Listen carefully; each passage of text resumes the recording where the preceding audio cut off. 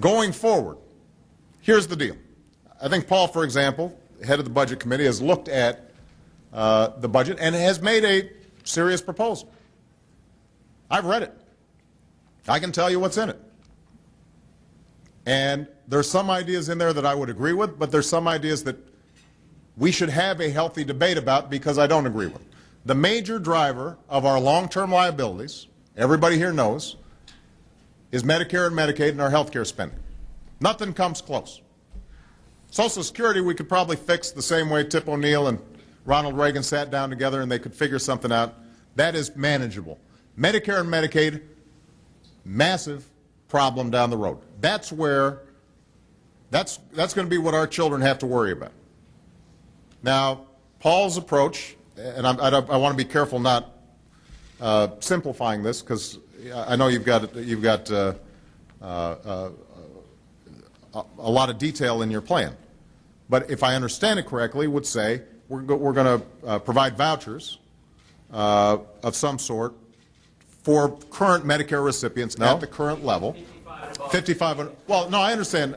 I mean, there's a grandfathering in, but just for future beneficiaries, right? That's why I said I didn't want to. I want to make sure that I'm not being unfair to your proposal, but I just want to point out that I've read it, and the basic idea would be that at some point we hold Medicare cost per recipient constant as a way of making sure that that doesn't go way out of whack. And I'm sure there's some details that we grow it at a blend of inflation and health inflation.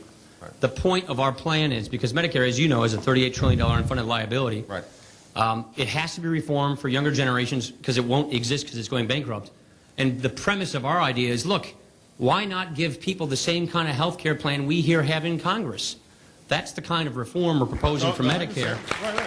So, look, as I said before, this is an entirely legitimate proposal. The problem is twofold. One is that depending on how it's structured, if recipients are suddenly getting a plan that has their reimbursement rates going like this, but health care costs are still going up like that, then over time, the way we're saving money is essentially by capping what they're getting relative to their costs. Now, I just want to point out, and this brings me to the second problem. When we made a very modest proposal as part of our package, our health care reform package, to eliminate the subsidies going to insurance companies for Medicare Advantage,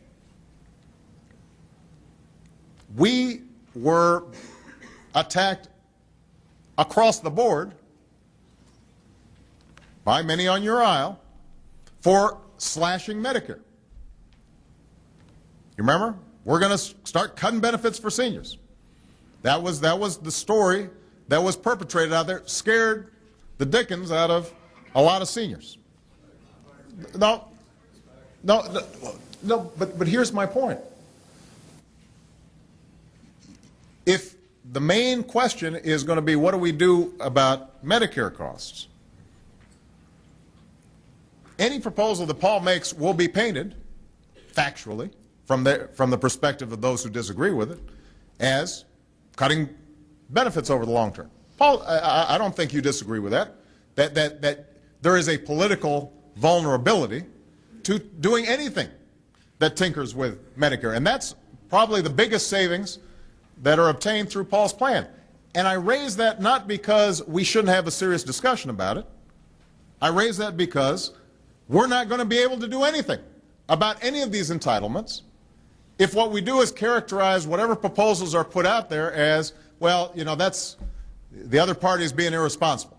The other party's trying to hurt our senior citizens. That the other party is doing X, Y, Z. That's why I say if we're going to frame these debates in ways that allow us to solve them, then we can't start off by figuring out A, who's to blame, B, how can we make the American people afraid of the other side? And unfortunately, that's how our politics works right now. That's how a lot of our discussion works. That's how we start off. Every time somebody speaks in Congress, the first thing they do, they stand up and all the talking points, I see Frank Lutz up here sitting in the front. He's already polled it, and he said, the way you're really going to, I've done a focus group, and, the way we're going to really box in Obama on this one or make Pelosi look bad on that one. I know, I like Frank. We've had conversations between Frank and I, but that's how we operate. It's all tactics. And it's not solving problems. And so the question is, at what point can we have a serious conversation about Medicare and its long-term liability, or a serious question about a serious conversation about Social Security, or a serious conversation about budget and debt, in which we're not simply trying to position ourselves politically. That's what I'm committed to doing.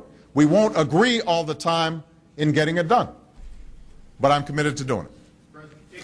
No, I've already gone over time. he's gone way